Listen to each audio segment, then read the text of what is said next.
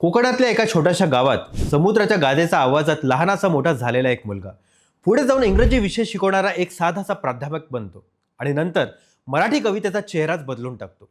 पण त्याआधी त्याला तुरुंगवास भोगावा लागतो. स्वातंत्र्य लढ्यात तो उतरतो, नोकरीचा राजीनामा देतो, फक्त कवितेसाठी सुरक्षित आयुष्य नाकारतो आणि शेवटी देशातला सर्वोच्च साहित्य सन्मान म्हणजे ज्ञानपीठ पुरस्कार त्याच्या पदरात पडतो.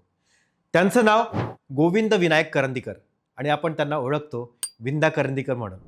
तर मित्रांनो, आज आपण त्यांच्या आयुष्यातल्या 3 महत्त्वाच्या कविता संग्रहांमधून स्वेदगंगा, मृदगंध आणि संहिता या माणसाला, त्याच्या मनाला, त्याच्या तत्वज्ञानाला समजून घेणार आहोत. पण एक गोष्ट आधीच सांगतो की या तिघांपैकी एक पुस्तक इतरांसारखं नाहीये. तर चला सुरुवात करूया. नमस्कार, मी हेमंत हेडा तुम्हा सर्वांचं मनापासून स्वागत करतो आजच्या भागात, ज्याचं नाव आहे पुस्तकालय प्रेझेंट्स पुस्तकांची सहल.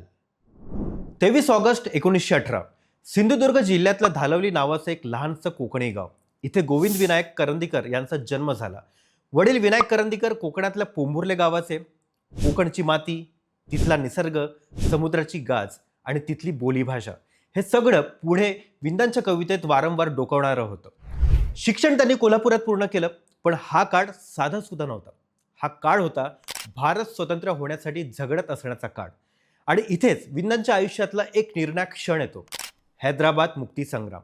निजामच्या राजवटी विरोधात लढणाऱ्या या चळवळीत विंदा सामील झाले आणि त्यासाठी त्यांना तुरुंगवासही भोगावा लागला. विचार करा, एक तरुण कवी ज्याच्या मनात शब्दांची दुनिया घडते आहे, तो प्रत्यक्ष रस्त्यावर उतरून स्वातंत्र्यासाठी लढतोय. ही केवळ कविता लिहिणाऱ्या माणसाची गोष्ट नाहीये, ही जगणाऱ्या, झगडणाऱ्या माणसाची गोष्ट आहे. पुढे विंदा महाविद्यालयामध्ये इंग्रजी विषयाचे प्राध्यापक झाले, पण मनात कायम एक अस्वस्थता होती की शिकवायचं का की फक्त लिहायचं. आणि अखेर त्यांनी एक धाडसी निर्णय घेतला.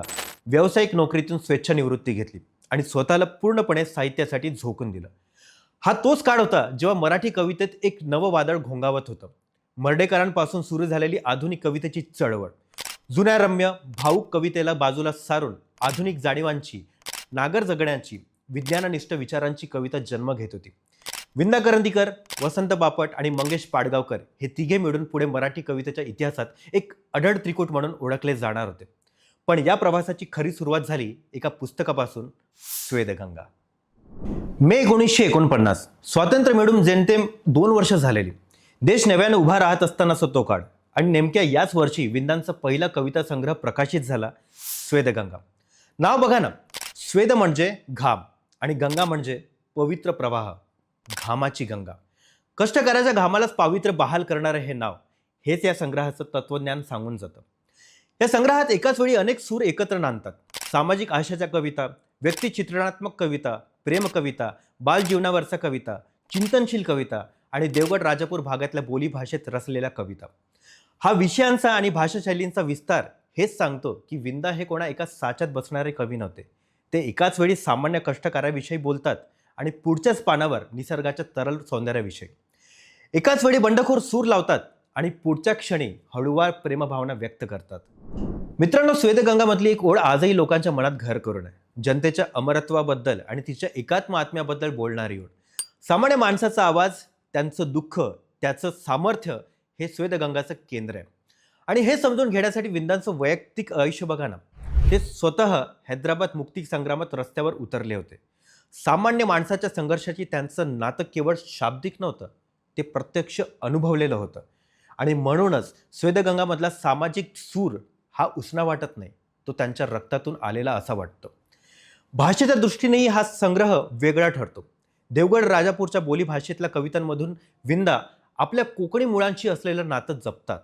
शहरी प्रमाण मराठीच्या पलीकडे जाऊन मातीतल्या भाषेला काव्यात स्थान देणं हे त्या काळात एक धाडसी पाऊल होतं. स्वेदगंगा हे विंदांचं पहिलं पुस्तक असूनही त्यात एक प्रगल्भता जाणवते. जणू हा कवी सुरुवातीपासूनच आपला रस्ता शोधत नाहीये, तो आधीच त्या रस्त्यावर चालतोय. 5 वर्षांनी 1954 साली विंदांचा दुसरा कविता संग्रह येतो, मृदगंध म्हणजे मातीचा सुगंध. हे नावही तितकंच अर्थपूर्ण आहे. स्वेदगंगामध्ये घामाचं पावित्र्य होतं, तर मृदगंधामध्ये मातीचा म्हणजे मूळ अस्तित्वाचा, जन्मभूमीचा सुगंध आहे. मृदगंधामध्ये विंदांची कविता आणखी परिपक्व होताना दिसते. समीक्षकांच्या मते या संग्रहात एकाच वेळी सामर्थ्य आणि सुकमलता, विमुक्तपणा आणि संयम, गांभीर्य आणि खोडकरपणा आणि त्याचसोबत खोल वैचारिकता, हे सगळे परस्पर विरोधी गुण एकत्र नांदताना दिसतात. बघा ना, हा विरोधाभास हेच विंदांच्या प्रतिभेचं वैशिष्ट्य आहे. एकीकडे ते कठोर बुद्धिवादी विचार मांडतात, तर दुसरीकडे तितक्याच तरलतेने भावनांना स्पर्श करतात. एकाच कवीमध्ये तत्वज्ञ आणि कलावंत दोघेही एकत्र वास करतात. मित्रांनो, मृदगंधामध्ये निसर्गाचं चित्रण अधिक सूक्ष्म आणि प्रतिकात्मक होत जातं.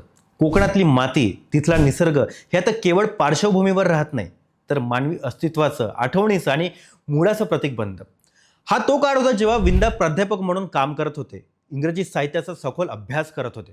पाश्चात्य साहित्यातलं तत्वज्ञान, आधुनिक तावाद आणि तर्कनिष्ठ विचारसरणी हे सगळं हळूहळू त्यांच्या मराठी कवितेत झिरपू लागत होतं. मृदगंध हा त्या संमिश्रणाचा एक महत्त्वाचा टप्पा आहे, जिथे कोकणाची माती आणि पाश्चात्य विचारसरणी एकाच कवितेत एकत्र येतात. आता तिसऱ्या पुस्तकाबद्दल बोलण्याआधी एक गोष्ट प्रामाणिकपणे सांगायला हवी की संहिता हा स्वेदगंगा किंवा मृदगंधासारखा नवा मूळ कविता संग्रह नाहीये. संहिता हा 1975 साली प्रकाशित झालेला विंदांच्या निवडक कवितांचा संग्रह आहे, ज्याचं संपादन केलं होतं त्यांचेच सहकारी कवी मंगेश पाडगावकर यांनी. म्हणजे संहिता ही विंदांच्या आतापर्यंतच्या साऱ्या काव्ययात्रेचा एक सारांश आहे. स्वेदगंगापासून ते नंतरच्या ध्रुपद, जातकपर्यंतच्या कवितांमधून निवडलेल्या, चाळणीतून गाळलेल्या सर्वोत्तम कविता एकत्र आणणारा संग्रह. आणि यातच संहिताचं खरं महत्त्व दडलेलं आहे. एका कवीच्या कवितेतून दुसरा तितकाच मोठा कवी काय निवडतो, हे स्वतःच एक साहित्यिक विधान असतं. पाडगावकर यांनी केलेली ही निवड म्हणजे विंदांच्या कवितेकडे बघण्याचा एक समृद्ध दृष्टिकोन आहे.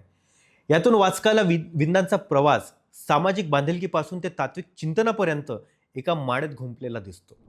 मित्रांनो, संहिता हे नवोदित वाचकांसाठी विंदांच्या कवितेत प्रवेश करण्याचं एक उत्तम प्रवेशद्वार आहे. कारण इथे त्यांच्या विविध टप्प्यांमधल्या, विविध मूडमधल्या कविता एकत्र सापडतात.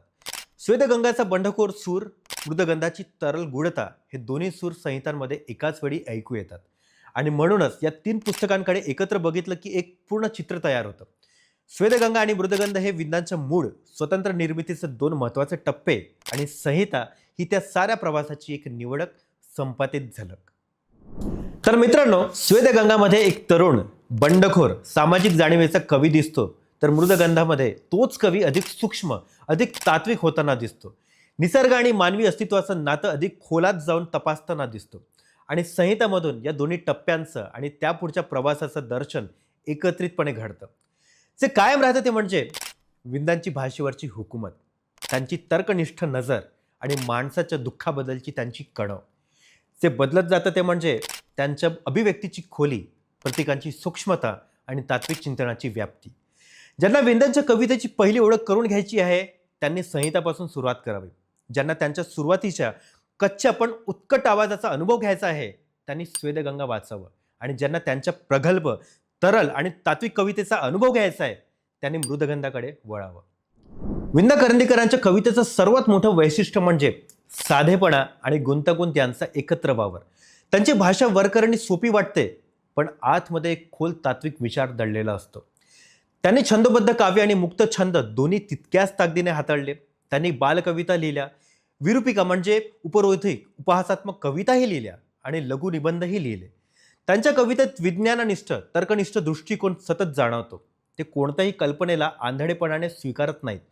प्रत्येक भावनेला, प्रत्येक विचाराला ते तर्काच्या कसोटीवर घासून बघतात. आणि तरीही त्यांची कविता कोरडी, यांत्रिक होत नाही, कारण त्यामागे एक खोल संवेदनशील मन असतं. निसर्ग, माणूस, समाज आणि तत्वज्ञान हे 4 धागे त्यांच्या जवळजवळ प्रत्येक कवितेत एकत्र घुंपलेले सापडतात.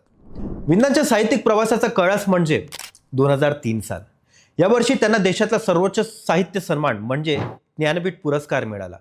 हा 39वा ज्ञानपीठ पुरस्कार होता आणि तो त्यांना त्यांच्या अष्टदर्शने या काव्यग्रंथासाठी देण्यात आला, जो त्यांच्या नंतरच्या काळातला ओवी छंदातून पाश्चात्य तत्वज्ञानाची मीमांसा करणारा एक महत्त्वाकांक्षी ग्रंथ आहे. पण हे लक्षात घ्या, हा कळस अचानक आला नाही. स्वेदगंगामधला सामाजिक बांधिलकीचा सूर, मृदगंधामधली तात्विक खोली आणि संहितामधून दिसणारा त्यांचा संपूर्ण प्रवास, या सगळ्यांनी मिळून त्या अष्टदर्शनेपर्यंतचा रस्ता तयार केला होता. आणि विशेष म्हणजे वि. स. खांडेकर आणि कुसुमाग्रज यांच्या नंतर ज्ञानपीठ पुरस्कार मिळवणारे विंदा हे केवळ 3रे मराठी साहित्यिक ठरले. आणि बघा, मराठी भाषेसाठी हा अत्यंत अभिमानाचा क्षण होता. याशिवाय त्यांना जनस्थान पुरस्कार, कबीर सन्मान, कोणार्क पुरस्कार आणि 2006 साली साहित्य अकादमीचा फेलोशिप असे अनेक सन्मान मिळाले. तर मंडळी, मर्ढेकरांनी सुरू केलेली आधुनिक मराठी कवितेची चळवळ विंदा, वसंत बापट आणि मंगेश पाडगावकर यांनी पुढे नेली आणि समृद्ध देखील केली. या त्रिकुटाने मराठी कवितेला रम्य भावुक परंपरेतून बाहेर काढून नागर जाणीव, सामाजिक भान आणि तात्विक खोली असलेल्या आधुनिक वाटेवर नेलं. पुढच्या अनेक पिढ्यातल्या मराठी कवींनी विंदांच्या भाषिक प्रयोगशीलतेतून, त्यांच्या तर्कनिष्ठ दृष्टिकोनातून आणि साध्या भाषेत खोल विचार मांडण्याच्या कौशल्यातून प्रेरणा देखील घेतली. तर मित्रांनो, श्वेतगंगाचा घाम, मृदगंधाची माती आणि संहितांमधून दिसणारा त्यांचा संपूर्ण प्रवास, हे तिन्ही मिळून आपल्याला एक माणसाचं दर्शन घडवतात, जो आयुष्यभर तत्वाशी प्रामाणिक राहिला आणि ज्याने कवितेला केवळ शब्दांचा खेळ न बनवता जगण्याचं एक तत्वज्ञान बनवलं. जर तुम्ही अजून विंदा करंदीकर वाचलेलं नसाल तर आजच संहितापासून सुरुवात करा. त्यांची कविता तुम्हाला फक्त वाचायला लावणार नाही, तर विचार करायला भाग पाडेल. चला मग, आता वेळ झाली आहे या भागात इथेच थांबण्याची. जर तुम्हाला हा भाग महत्त्वाचा वाटला असेल तर नक्की लाईक करा, शेअर करा आणि अशाच नवनवीन भागासाठी चॅनलला सबस्क्राईब करून ठेवा. चला, भेटूया पुढच्या भागात. तोपर्यंत काही ना काही वाचत राहा, कारण वाचाल तर वाचाल.